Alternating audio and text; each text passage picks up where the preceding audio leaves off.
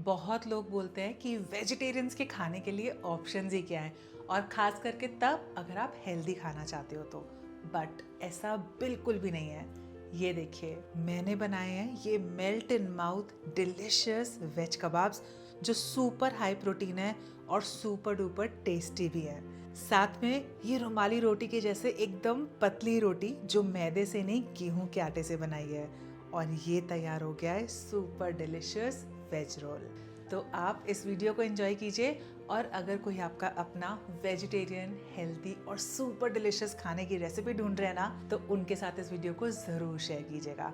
अगर आपने मेरे चैनल को सब्सक्राइब नहीं किया है तो उसको भी सब्सक्राइब कर दीजिएगा और बेल आइकन दबा दीजिएगा, ताकि ऐसी वीडियोस आपको मिलती रहे। तो चलिए शुरू करते हैं और बनाते हैं ये डिलिशियस रेसिपी। इसे बनाने के लिए मैं यहाँ पे ले रही हूँ एनर्जी का पावर हाउस काले चने, जिसे ना मैंने ओवरनाइट सोक कर लिया था।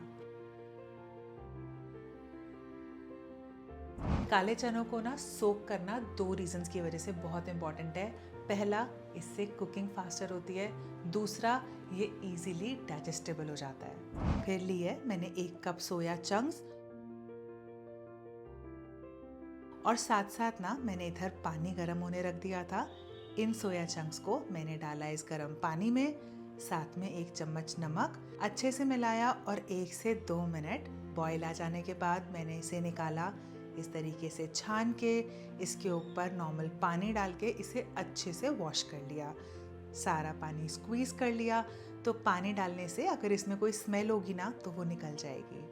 इसे भी मैंने साइड में रखा। और यहाँ देखिए, ये मेरे पास एक प्याज है जिसे मैं इस तरीके से रफली चॉप कर रही हूँ। अब एक कुकर में मैं डाल रही हूँ ये सोक्ड काले चने, साथ में ये सोया चंक्स जो हमने बॉईल किए थे, ये प्याज जो हमने रफली काट के रखा था, थोड़ा सा अदरक, लहसुन, 1 चम्मच जीरा, तेज पत्ता, मोटी इलायची, लौंग, दालचीनी, सूखी लाल मिर्च, हरी इलायची, चक्रफूल, थोड़ा सा ग्रेट किया हुआ जायफल, नमक और पानी डाल के मैंने इसे अच्छे से मिलाया। और कुकर की लिड लगा के मैंने इसे 2 विसल्स फुल पे और 15 से 20 मिनट तक सिम पे पकने दिया। जब तक ये कुक हो रहे थे तब तक मैंने यहाँ पे लिया है गेहूं का आटा। इसमें डाला है थोड़ा सा नमक, ऑयल, और इसे बहुत बढ़िया से ना हाथ से मैंने मिला लिया।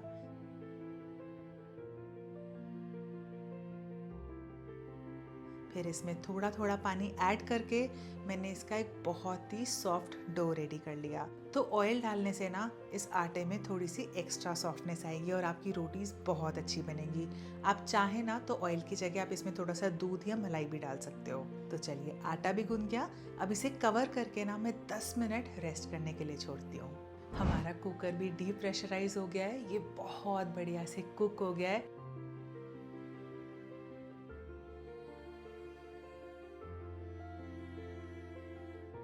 अब इसे ना मैं एक प्लेट में निकाल के अच्छे से ठंडा कर रही हूँ। ये गया मिक्सी के अंदर।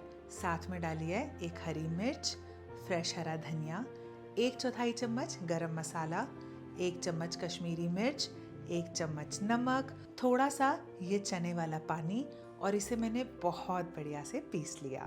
तो इसे पीसने के लिए ना पानी ज़्यादा मत डालेगा, क्योंकि इसके अंदर ना हम कोई चावल का आटा ना बेसन, कोई भी बाइंडिंग एजेंट यूज़ नहीं कर रहे हैं, तो इसे बांधना ना फिर मुश्किल हो जाएगा। ये बढ़िया से पिस गया है। बस इसे ना अब मैं एक प्लेट में ट्रांसफ़र कर रही हूँ। इस पे गया चॉप्ड प्याज, थोड़ा सा नींबू का रस, और मुझे ना इसमें थोड़ा नमक कम लग रहा था तो मैंने वो भी ऐड कर लिया, और इसे मैंने बहुत ही अच्छे से मिला लिया। तो ये देखिए, ये बढ़िया से मिल गया है। और अब ना मैं इसे थोड़ी देर ऐसी प्लेट में खुला छोड़ रही हूँ। ऐसा करने से ना ये थोड़ा सा ड्राई हो जाएगा, मॉइस्चर रिलीज हो जाएगा, और हमारे कबाब्स बहुत ही बढ़िया बनेंगे। जब तक ये बन रहा था तब तक मैंने ना इस तरीके से रोटी बेल ली। तो ये रोटी थोड़ी पतली और थोड़ी बड़ी बना रही हूँ, बिल्कुल ऐसे जैसे रुमाली रोटी होती है। इसे डाला गरम तवे पे और बहुत ही हल्के हाथ से उलट पलट के मैंने इसे लाइटली सेक लिया। तो आप इसको बहुत ज़्यादा मत सेकिएगा, नहीं तो इसे ना फोल्ड करने में मुश्किल होगी। तो चलिए, ये रोटी भी बन के तैयार। इधर हमारा मिक्सचर भी रेस्ट कर चुका है।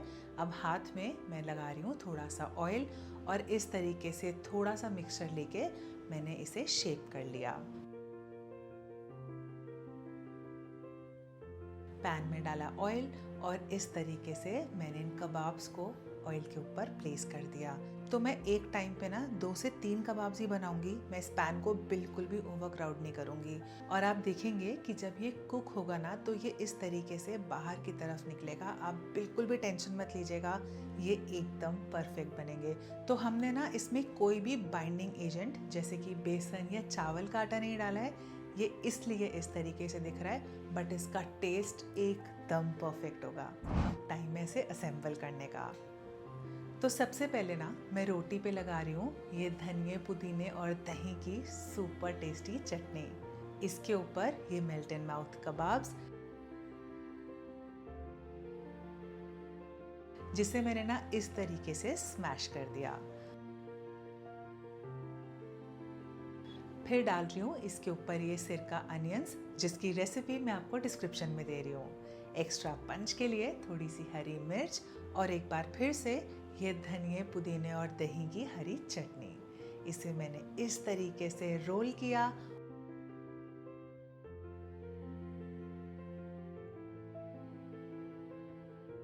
और बीच में से कट किया।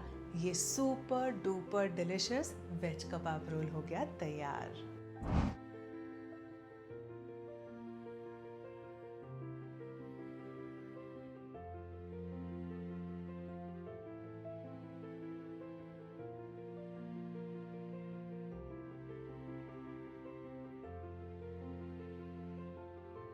यम्मी। तो अब नेक्स्ट टाइम आपको कोई भी बोले ना कि वेजिटेरियंस के लिए बहुत सारे ऑप्शंस अवेलेबल नहीं है, तो उन्हें ये वीडियो ज़रूर दिखाइएगा।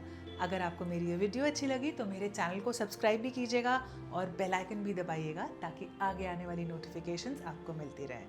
Thank you for watching.